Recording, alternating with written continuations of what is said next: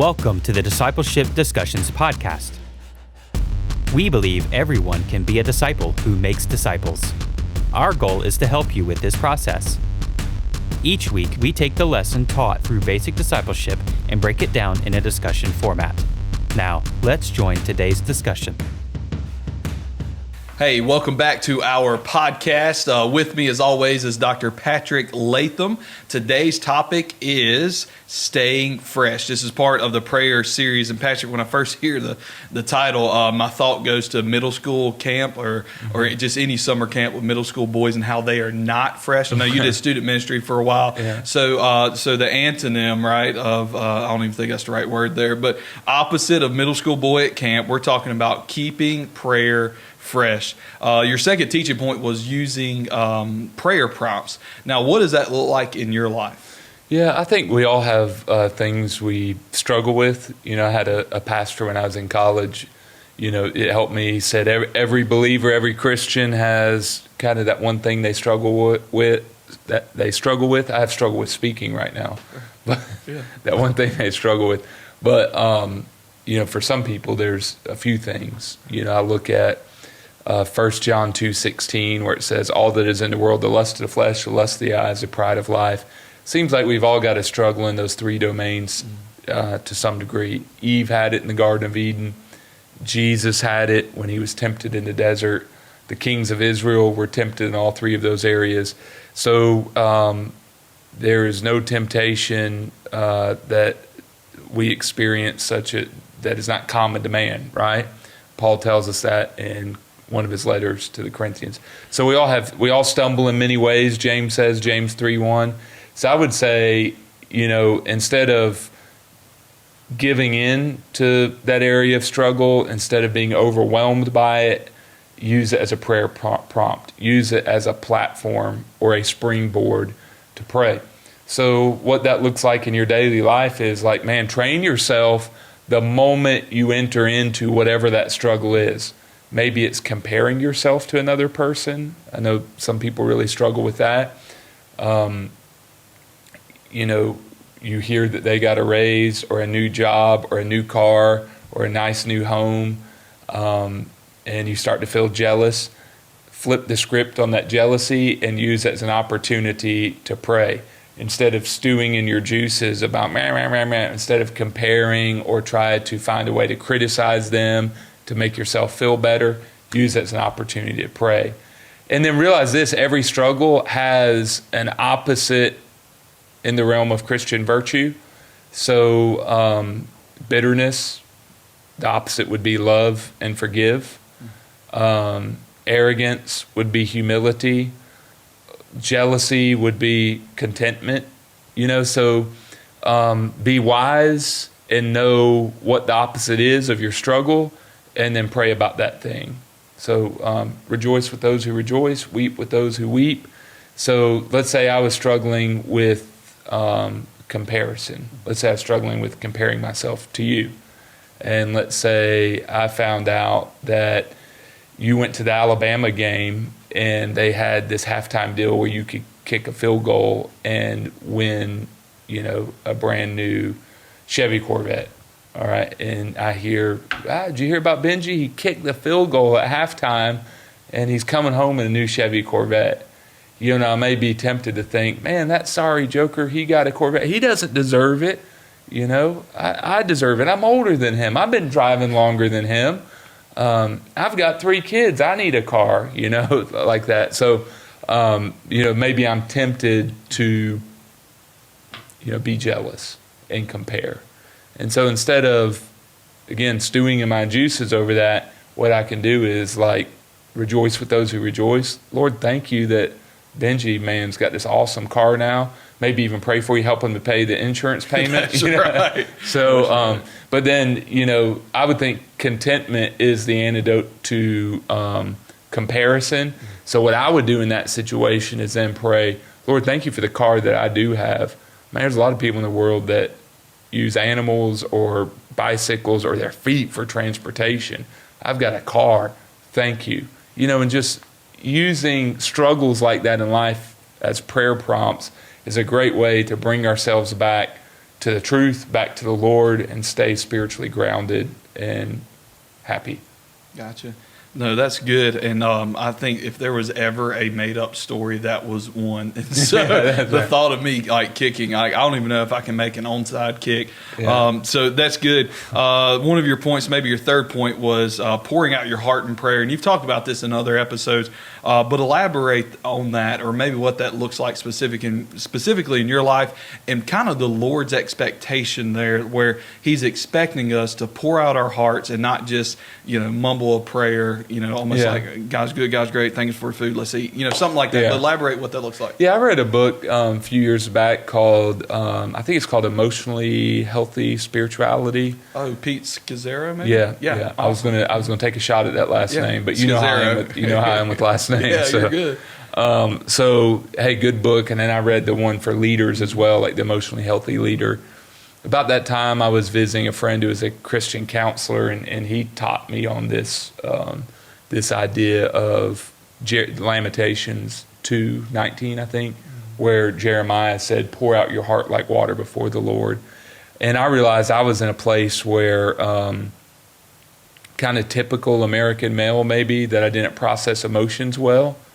And I had preached on be angry and sin not, but never considered what that meant for my life, that you've got to, there's importance in processing your emotions well.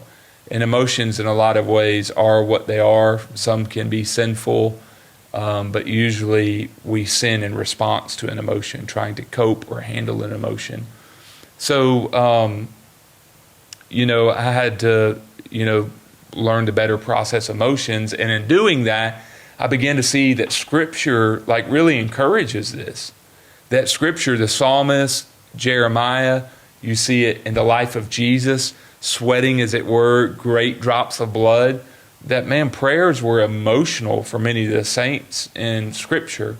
In fact, there's a reason the Lord gives us the Psalter, these 150 Psalms. They're very emotional.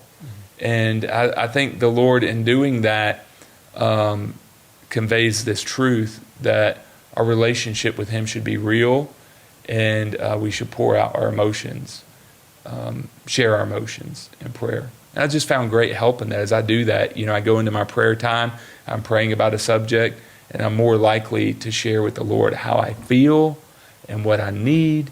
And I think that brings a release, and it gives help. Yeah. So, and do you think per gender responses are different? Yeah, I think definitely, but I do think that everybody, it would be a mistake to say women are emotional and men are not. I think the manifestations are just different. Mm-hmm. An example would be this thing called anxiety. We often attribute that to women, like women are anxious, men are not. Women are anxious, men have a propensity to be more angry. I think they're really emotions that go back to the same root problem, and that is a lack of control. So I had somebody point that out to me, that, hey, when a woman feels out of control, she may tend more towards anxiety. When a man feels out of control, he'll tend more towards anger. And both of those things go back to the way we've been wired, and then the fall mixes in with how we've been wired, and we handle things differently. So a woman may fret, a man may punch a hole in the wall, but it all comes back to the same thing, wanting to control circumstances. So I realized I preached on that not long ago, and I had a man come up afterwards and say, "Dude, I'm free." I never realized that. That's exactly what's going on with me. I'm out of control. I've always been in bondage. Why am I angry? And, men can actually suffer worse because they're actually kind of told by culture and society, you're not supposed to be emotional. Men aren't emotional. Yet they do have emotions, so they handle them differently, kind of in secret, under the radar ways to try to mask. And so for men, it's just as important to know how to pour out their heart like water to the Lord. And, a lot of the examples you see in Scripture are men doing that very thing. Elijah, kill me now, Lord. You have the great example of Hannah as well, where the priest thought she was drunk because she was pouring out her heart like water before the Lord. But remains, I think both have a need to do that. Yeah, that's good, and I think that's helpful for dudes, because there is this almost expectation of emotionless prayer for guys, and I know that it is very freeing to know that we can come before the Lord, pour our heart. It's not like He's going to be surprised by anything. He knows our thoughts before we think, and I think we get confused. Like, I can't really tell the Lord how I feel about that. Well, He already knows, and He knows the fact that you're withholding, telling Him, which is for your good more than His good. So, all right, shifting gears a little bit, you made the connection between praying and that pointing someone in the direction of submitting to God's will, and you made that connection there. So explain that, and then part B is, what would you tell a high school senior knowing that he or she is making some major life decisions? How should they be praying so that they submit to God's will? Yeah, so a lot of praying for God's will is you don't know what God's will is, so you're asking for God's will. A lot of praying for God's will is you have a desire for something, but you're not sure the motives of your heart, so you pray for God's will. I encounter a lot of that in my life. Like, I want this to happen, Lord, kind of like Jesus in the Garden of Gethsemane, not that my ministry is on the level of His. Right. You know, what He was praying about was like the pivot point of all of human history, going to the cross. But at the same time, I think He gives us an example. When you have a desire, go ahead and express it to the Lord. You know, if tomorrow you start thinking, Benji, I think I want to be an astronaut instead of a student pastor, you know, and you're just fired up about that. You find yourself watching Apollo 13 and movies like, hey, I'm thinking about being an astronaut. Well, tell the Lord about it, you know. Right. That's an extreme example. Tell the Lord about it and then say, nevertheless, not what I will, but your will be done. Extreme example, but it makes the point. I've had it in other areas in my life where I feel this urge towards something, or I feel I want this situation reconciled, or this relationship with this person in my family should be like X, Y, Z, and it's not. So I commit that to the Lord in prayer and pray for His will to be done. Then you've got that. Then you've got times where you should know what God's will is because the Bible tells you plainly. And there's prayers where, Lord, I know this is your will. I'm submitting to it. Or, Lord, I know this is your will. I'm asking you to accomplish it in my life. Right? So there's those different types of praying for God's will. I'd encourage you just put it all before the Lord. Pour out your heart like water. Be real. Tell Him how you feel, and always seek His will in your prayer life. Now, you know, for the high school senior or any high school student seeking God's will for the future, or anyone seeking God's will for the future, I like to go back to the idea of, number one, know this: if you walk with God and if you're sold out for Him, if you're seeking to live the life He wants you to live, He's going to inadvertently lead you to His will. You know, Scripture says, commit your works unto the Lord. He'll give you the desires of your heart. That doesn't mean He gives you what you want. That means He gives you and your soul passions for what He's passionate about. So that's the first key. Romans 12, 1 through 2, present yourselves a living sacrifice, holy unto the Lord, so that you may prove or discover what is this good and acceptable, perfect will of God. So living devotedly to the Lord is your first step in discovering His will. And then know that as you do that, He'll give you the desires He wants you to have. I've just said that. But another example, 1 Timothy 3:1, where Paul talks about people who are pastors. He says, if anyone desires the office of a bishop, he desires a good work. What's Paul saying? He's saying, man, the people God calls to be a bishop or a pastor have a God-given desire to do it. So know this: as you consecrate, dedicate yourself to the Lord, He's going to give you the desires He wants you to have. Then also consider your giftedness. If He calls you to something, I think He'll spiritually, to a degree, enable you to do it. But then also follow the example of Paul. He prayed for open doors and closed doors. You see that Acts 16 with the Macedonian call. So I'd encourage people to pray in regard to all those things and see how the Lord leads. Now, from where, let's go back. Let's actually close with this. you just graduated high school. What did you think you wanted to be when you grew up? I didn't know. I had no idea. I went to a junior college in Middle Georgia for 2 years to try to figure it out.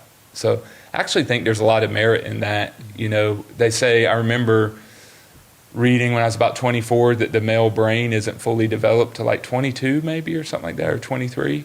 And so I had zero clue. Like I didn't know up from down. Like I didn't know how to manage money or do anything. So it's crazy, like what we do in our society, that by that age you need to know what you're going to do for the rest of your life. But I guess that's needed. I don't know. But I had no idea. It took a process. It took time. So I would encourage people that freshman, sophomore year, I think I'll do the same thing with my kids. Chill out if you don't know at that point. Take your core classes, enjoy life, live for the Lord, get close to Him, and He'll lead you in time. Wait till that brain gets fully developed. That's right. Or else you're going to pay for a lot of classes you don't need. Yeah. No, and that's kind of what I want to wrap up. I know this week, of time of this recording, seniors would have been walking across the stage. Yeah. And so that's what I want to encourage. And I thought that was your case, and so I'm glad it is, because that kind of makes my point is when you're praying and you're praying to submit to God's will, knowing that what you think will happen may not be what you expect to happen, or what actually happens rather. And the flexibility aspect is so important, and I can't tell teenagers this enough, because they feel like, they get to this point and they're like you, they don't know what they're doing, they're just kind of going through emotions. It's almost like this crisis hits, and the encouragement that I've always trying to get is just encourage them, saying, hey, keep praying, keep seeking, but keep doing the next right thing. Yeah, and that's part of the process. The Lord wouldn't give it to you like written on a piece of paper, because then you wouldn't seek Him. That's right. That's why He kind of carrot and stick leads you along, so you'll learn how to follow Him. And I always stick to the verse from Proverbs. I can't remember the reference, but many are the plans in the heart of a man, but the counsel of the Lord will stand. And so you just got to have that conviction, walk with Him, and know if you're doing that, seeking Him, what He desires will come to pass. That's right. So. And my encouragement to seniors, take that, soak it in, maybe hit repeat, rewind, listen to it again, because that is good stuff. Well, thank you again for joining us for this week's episode. We look forward to seeing you again next week. Thank you for joining us today for our discussion on basic prayer. Stay current with other episodes by subscribing to our podcast. For show notes, visit us online at basicdiscipleship.net. If you have any questions about the material presented in this discussion, or if you would like to give feedback, email us at info@basicdiscipleship.net. Thanks for listening.